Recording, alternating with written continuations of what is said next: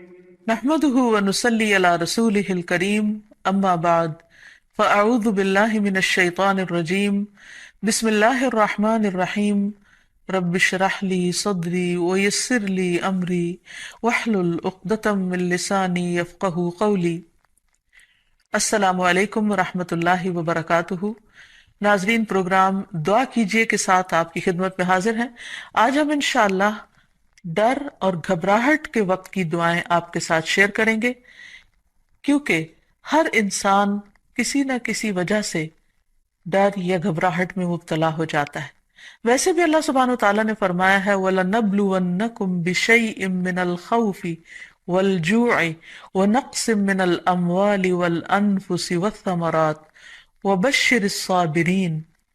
الَّذِينَ إِذَا أَصَابَتْهُمْ مُصِيبَةٌ قَالُوا إِنَّا لِلَّهِ وَإِنَّا إِلَيْهِ راجعون۔ وَلَنَبْلُوَنَّكُمْ، اور البتہ ہم ضرور آزمائش کریں گے تمہاری، ضرور آزمائیں گے تم کو، بشیء، ساتھ کسی بھی چیز کے، من الخوف، خوف میں سے، تو سب سے پہلے خوف کا ذکر کیا گیا، والجوع، اور بھوک، ونقص من الاموال، اور مالوں کی کمی، والانفس، جانوں کی، والثمرات، اور پھلوں کی، وبشر الصابرین، اور خوشخبری دے دو صبر کرنے والوں کو۔ کون ہے وہ کہ جب انہیں کوئی مصیبت آتی ہے تو وہ کہتے ہیں انا للہ و انا الیہ راجعون، بے شک ہم اللہ کے لیے ہیں اور اللہ ہی کی طرف پلٹ کر جانے والے ہیں۔ اولئک علیہم صلوات من ربہم ورحمہ، ایسے لوگوں پر اپنے رب کی طرف سے نوازشیں ہیں اور رحمت ہے۔ وَأُولَئِكَ هُمُ الْمُهْتَدُونَ، اور یہی سیدھی راہ پر ہے، ہدایت یافتہ ہے۔ تو اس لیے بہت ضروری ہے کہ ہم خوف اور غم اور گھبراہٹ اور تکلیف اور پریشانی کے موقع پر وہ کام کریں جو ہمارے رب کو پسند ہے، تاکہ ہم صحیح راہ پر ہوں۔ اور صحیح راہ پر چلنے کا فائدہ یہ ہے کہ انسان قیامت کے دن اپنے رب سے جا ملاقات کرے گا، اس حال میں کہ رب اس سے راضی ہوگا اور وہ رب سے راضی ہوگا۔ اس سے بڑی انسان کی سعادت اور کیا ہو سکتی ہے؟ تو پھر ہونا کیا چاہیے؟ یہ کہ انسان ڈر اور گھبراہٹ میں اللہ تعالیٰ کی طرف رجوع کرے۔ اللہ تعالیٰ کی طرف اس لیے رجوع کرے کہ پوری کائنات اسی سے سوال کر رہی ہے، اسی کی طرف رجوع کرتی ہے۔ قرآن مجید میں آتا ہے یسألہ من فی السماوات والارض، اسی کے آگے ہاتھ پھیلائے ہوئے ہیں، اسی سے سوال کرتے ہیں وہ سب جو آسمانوں میں اور جو زمین میں ہے۔ یعنی ساری مخلوق اپنے رب کی طرف رجوع کرتی ہے ہر ضرورت میں۔ جیسے ایک موقع پر ایک حضرت سلیمان علیہ السلام نے ایک چیونٹی کو دیکھا کہ وہ ہاتھ اٹھائے آسمان کی طرف دعا کر رہی تھی بارش کے لیے۔ تو ساری مخلوق اپنی ضرورت اپنے رب سے ہی مانگتی ہے۔ تو انسان کو بھی چاہیے کہ وہ غیروں کی طرف نظر اٹھا کے نہ دیکھے، صرف اپنے رب کی طرف نظر اٹھائے اور اسی سے مانگے اور اسی سے فریاد کرے۔ لیکن یہ یاد رکھے کہ جب رب سے مانگنے کے لیے جائے تو ادب اور احترام کا تقاضا یہ ہے کہ پہلے رب کی تعریف بیان کرے اور پھر نبی صلی اللہ علیہ وسلم پر درود بھیجے۔ تو اس سلسلے میں اللہ سبحانہ تعالیٰ کی تعریف کے کچھ اور کلمات ہیں جو آج آپ سے شیئر کریں گے۔ ابو امامہ کہتے ہیں کہ نبی صلی اللہ علیہ وسلم نے فرمایا، کیا میں تمہیں شب و روز کے مسلسل ذکر سے افضل ذکر نہ بتاؤں؟ تم کہا کرو سبحان اللہ عدد ما خلق، سبحان اللہ ملء ما خلق، سبحان اللہ عدد ما فی الارض والسماء، سبحان اللہ ملء ما فی السماء والارض، سبحان اللہ ملء ما خلق، سبحان اللہ عدد ما احصا کتابہ، وسبحان اللہ ملء کل شیء۔ میں اللہ کی پاکیزگی بیان کرتا ہوں اس کی مخلوق کی گنتی کے برابر، میں اللہ کی پاکیزگی بیان کرتا ہوں جس سے اس کی مخلوقات بھر جائیں، میں اللہ کی پاکیزگی بیان کرتا ہوں ان چیزوں کی گنتی کے برابر جو زمین و آسمان میں ہیں، میں اللہ کی اتنی پاکیزگی بیان کرتا ہوں جس سے وہ چیزیں بھر جائیں جو آسمان و زمین میں ہیں، میں اللہ کی پاکیزگی بیان کرتا ہوں جس سے اس کی مخلوقات بھر جائیں، میں اللہ کی پاکیزگی بیان کرتا ہوں ان چیزوں کی گنتی کے برابر جن کو اس نے اپنی کتاب میں شمار کیا، اور میں اللہ کی اتنی پاکیزگی بیان کرتا ہوں جس سے ہر چیز بھر جائے۔ پھر تم اسی طرح الحمدللہ کہو، یعنی جہاں سبحان اللہ کہا ہے اسی طرح الحمدللہ کہ میں اللہ کی اتنی تعریف بیان کرتا ہوں۔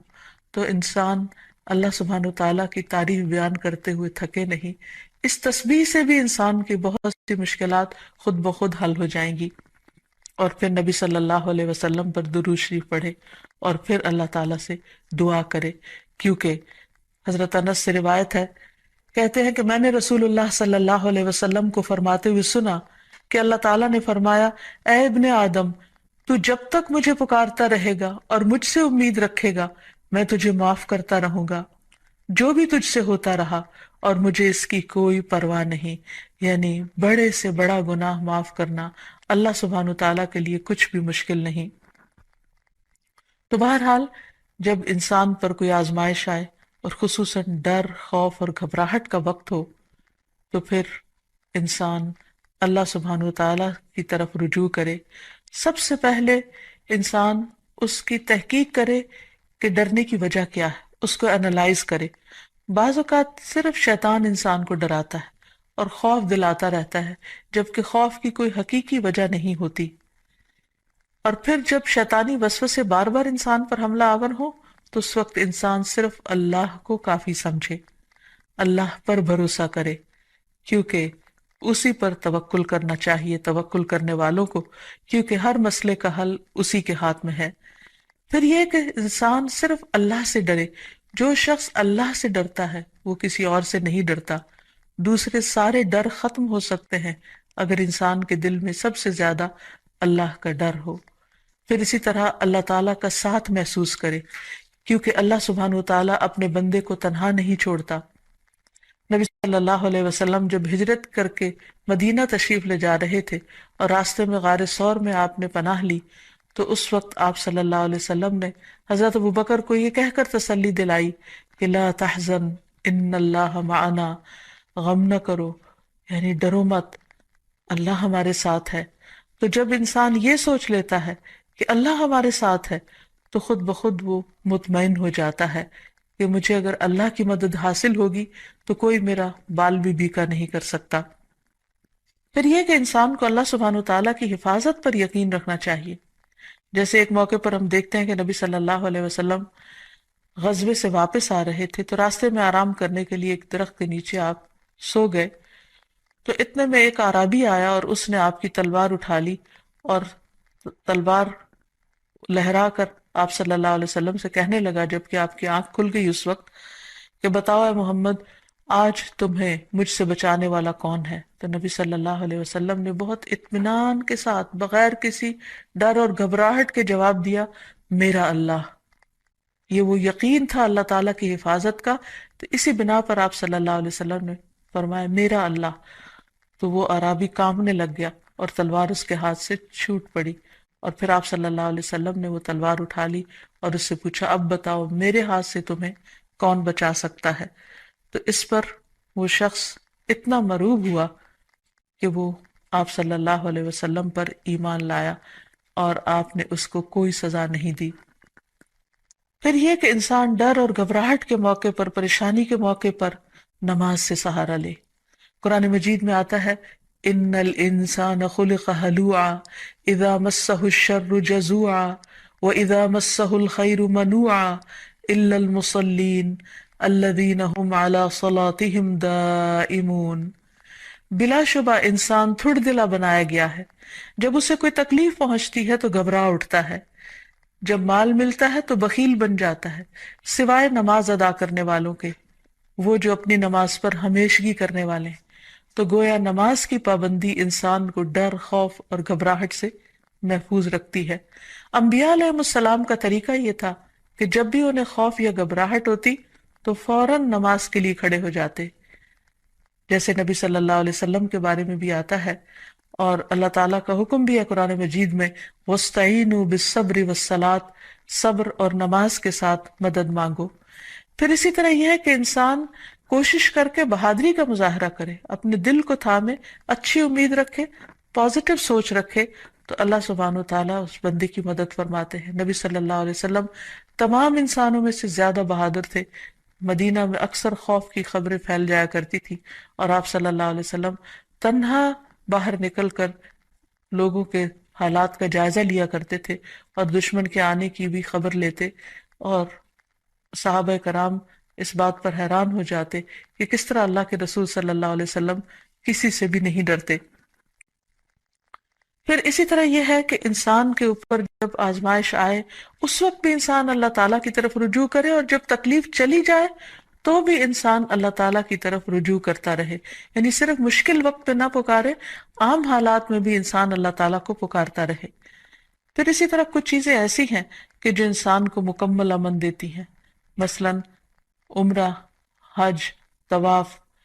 کیونکہ اللہ تعالیٰ فرماتے ہیں فَلْيَعْبُدُوا رَبَّ هَذَا الْبَيْتِ الَّذِي أَطْعَمَهُم مِّن جُوعٍ وَآمَنَهُم مِّن خَوْفٍ، ان پر لازم ہے کہ اس گھر کے رب کی عبادت کریں جس نے انہیں بھوک سے بچا کر کھانا یا خوف سے بچا کر امن دیا۔ پھر اسی طرح شرک چھوڑ دینا، قرآن مجید میں آتا ہے الذین آمنوا ولم یلبسوا ایمانہم بظلم اولئک لہم الامن وہم مہتدون، جو لوگ ایمان لائے اور اپنے ایمان کو ظلم سے آلودہ نہیں کیا، یعنی شرک سے آلودہ نہیں کیا، یہی لوگ ہیں جن کے لیے امن ہے اور وہی ہدایت پر ہیں، ہدایت پانے والے ہیں۔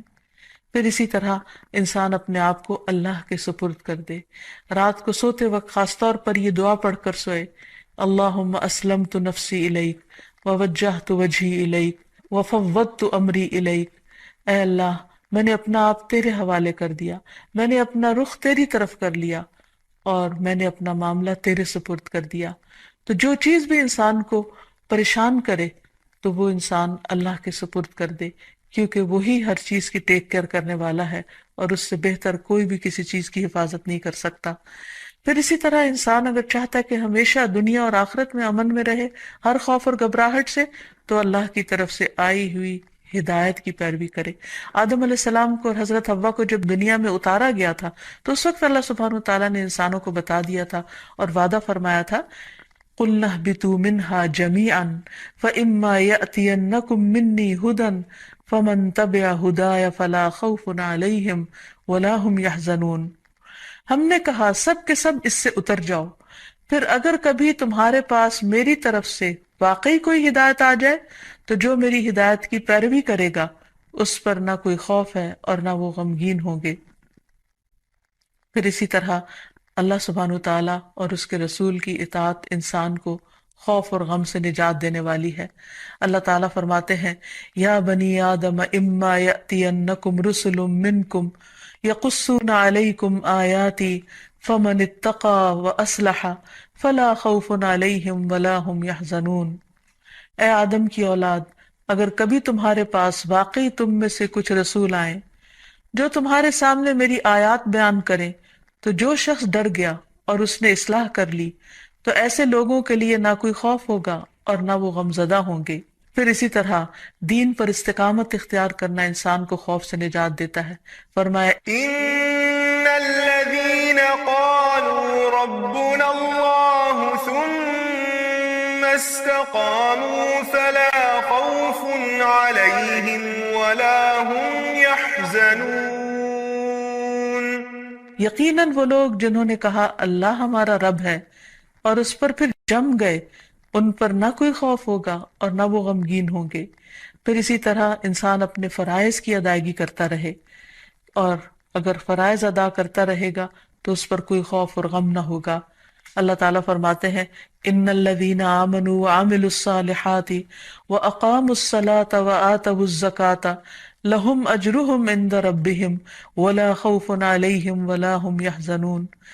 بے شک جو لوگ ایمان لائے اور انہوں نے اچھے کام کیے، نماز قائم کرتے رہے اور زکوٰۃ ادا کرتے رہے، ان کا اجر ان کے پروردگار کے پاس ہے،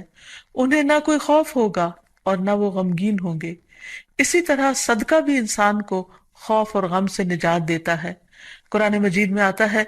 الذین ينفقون اموالهم فی سبیل اللہ ثم لا يتبعون ما انفقوا منا ولا اذى لهم اجرهم عند ربهم ولا خوف علیہم ولا هم يحزنون، جو لوگ اللہ کے راستے میں اپنا مال خرچ کرتے ہیں پھر خرچ کرنے کے بعد نہ احسان جتلاتے ہیں اور نہ دکھ دیتے ہیں، ان کے لیے ان کا اجر ان کے رب کے پاس ہے، ایسے لوگوں کو نہ کوئی خوف ہوگا اور نہ وہ غمگین ہوں گے۔ ایک اور جگہ پر فرمایا الذین ينفقون اموالهم باللیل والنہار سرا وعلانیہ فلہم اجرہم عند ربہم ولا خوف علیہم ولا هم يحزنون، جو لوگ دن رات کھلے اور چھپے اپنے مال خرچ کرتے ہیں انہیں اپنے رب سے اس کا اجر ضرور مل کر رہے گا، ایسے لوگوں کو نہ کچھ خوف ہوگا اور نہ وہ غمگین ہوں گے۔ اور اب کچھ دعائیں اور تسبیحات جو انسان کو خوف سے نجات دیتی ہیں، غم سے نجات دیتی ہیں۔ سب سے پہلے تو رسول اللہ صلی اللہ علیہ وسلم کی ایک حدیث کہ آپ نے فرمایا جو رات سے خوف آئے کہ وہ اسے پریشان کرے گی، کچھ لوگوں کو اندھیرے سے ڈر لگتا ہے، یا مال کے ساتھ بخل کرے کہ وہ خرچ ہو جائے گا، یعنی کسی کو کچھ دیتے ہوئے اس کے دل میں گھبراہٹ ہوتی ہے، یا دشمن کے ساتھ بزدلی کرے کہ وہ اسے قتل کر دے گا، یعنی دشمن کا خوف ہو جان سے جانے کا، تو اسے چاہیے کہ وہ اس قول کی کثرت کر دے سبحان اللہ و بحمدہ، سبحان اللہ و بحمدہ، سبحان اللہ و بحمدہ۔ اللہ پاک ہے اور اسی کی تعریف ہے، کیونکہ یہ اللہ کے نزدیک سونے کا پہاڑ اللہ کے راستے میں خرچ کرنے سے زیادہ محبوب ہے۔ یعنی اتنی قیمتی تسبیح ہے کہ اگر ایک انسان اللہ کے راستے میں ایک پہاڑ صدقہ کرے تو اس سے بھی زیادہ اس تسبیح کا فائدہ اور اثر ہوگا۔ کتنے مختصر سے کلمات ہیں جن میں اللہ تعالیٰ کی حمد و ثنا بیان ہوئی ہے، یعنی انسان اس وقت تک ذکر اور ورد کرتا رہے جب تک کہ اس کا دل سکون میں نہ آ جائے۔ ایک اور روایت میں آتا ہے، عبداللہ ابن عمر رضی اللہ عنہ روایت کرتے ہیں کہ رسول اللہ صلی اللہ علیہ وسلم ڈر یا گھبراہٹ کے موقع پر انہیں یہ کلمات سکھایا کرتے تھے، اعوذ بکلمات اللہ التامۃ من غضبہ وشر عبادہ ومن ہمزات الشیاطین وان یحضرون، میں اللہ کے کامل کلمات کی پناہ میں آتا ہوں، اس کی ناراضگی سے، اس کے بندوں کی شرارتوں سے، شیطانوں کے وسوسوں سے، اور اس بات سے کہ وہ میرے پاس آئیں۔ پھر اسی طرح ڈراؤنے خواب سے بچنے کے لیے بھی نبی صلی اللہ علیہ وسلم نے یہی دعا پڑھنے کے لیے فرمایا۔ پھر اسی طرح رات کو نیند میں گھبراہٹ کی دعا، یعنی یا نیند آئے نہ، یا نیند کے اندر انسان خوف کھائے یا اسے گھبراہٹ شروع ہو جائے، تو اس کے بارے میں خالد بن ولید روایت کرتے ہیں کہ میں رات کو نیند میں گھبرا جایا کرتا تھا، پھر میں نبی صلی اللہ علیہ وسلم کے پاس حاضر ہوا تو میں نے عرض کیا میں رات کو نیند میں ڈر جاتا ہوں تو میں اپنی تلوار اٹھا لیتا ہوں اور جو چیز سامنے آتی ہے اسے تلوار سے مار ڈالتا ہوں۔ تو رسول اللہ صلی اللہ علیہ وسلم نے فرمایا کیا میں تمہیں وہ کلمات نہ سکھاؤں جو مجھے روح الامین نے سکھائے ہیں، یعنی جبریل امین نے؟ کہو اعوذ بکلمات اللہ التامات التی لا یجاوزہن بر ولا فاجر من شر ما ينزل من السماء وما يعرج فيها ومن شر فتن الليل والنهار ومن كل طارق الا طارقا يترك بخير يا رحمن۔ میں اللہ کے تمام کلمات کے ذریعے پناہ مانگتا ہوں جن سے آگے نہ کوئی نیک اور نہ کوئی فاجر بڑھ سکتا ہے، ان تمام چیزوں کے شر سے جو آسمان سے اترتی ہیں اور جو آسمان کی طرف چڑھتی ہیں، اور رات اور دن کے فتنوں کے شر سے، اور رات کو ہر آنے والے کے شر سے، سوائے اس کے جو خیر کے ساتھ آئے، اے نہایت رحم کرنے والے۔ پھر اسی طرح انسان کو صبح و شام عافیت کی دعا بھی پڑھنی چاہیے۔ ابن عمر رضی اللہ عنہ کہتے ہیں کہ رسول اللہ صلی اللہ علیہ وسلم صبح و شام ان دعاؤں میں سے کسی دعا کو چھوڑتے نہیں تھے۔ اللہم انی اسألک العافیۃ فی الدنیا والآخرہ، اللہم انی اسألک العفو والعافیۃ فی دینی و دنیای و اہلی و مالی، اللہم استر عوراتی و آمر روعاتی، اللہم احفظنی من بین یدی و من خلفی و عن یمینی و عن شمالی ومن فوقی واعوذ بعظمتک ان اغتال من تحتی۔ اے اللہ میں دنیا اور آخرت میں تجھ سے عافیت کا سوال کرتا ہوں۔ اے اللہ میں تجھ سے اپنی دنیا اور دین، اپنے اہل خانہ اور مال کے متعلق درگزر اور عافیت کا سوال کرتا ہوں۔ اے اللہ میرے عیوب پر پردہ ڈال دے اور خوف سے مجھے امن عطا کر دے۔ اے اللہ آگے پیچھے دائیں بائیں اور اوپر کی جانب سے میری حفاظت فرما، اور میں تیری عظمت سے تیری پناہ میں آتا ہوں کہ مجھے نیچے سے اچک لیا جائے، یعنی زمین میں دھنسنے سے۔ تو یہ وہ خوبصورت دعائیں ہیں نبی صلی اللہ علیہ وسلم کی سکھائی ہوئی کہ جن کو پڑھنے سے انسان ہر طرح کے خوف، غم اور گھبراہٹ سے آزاد ہو سکتا ہے۔ اللہ تعالی ہمیں توفیق دے کہ ہم ان دعاؤں کو پڑھ سکیں اور ہر حال میں اپنے رب ہی کو پکاریں تاکہ وہ ہماری طرف رحمتوں کے ساتھ متوجہ ہو۔ وآخر دعوانا ان الحمد للہ رب العالمین۔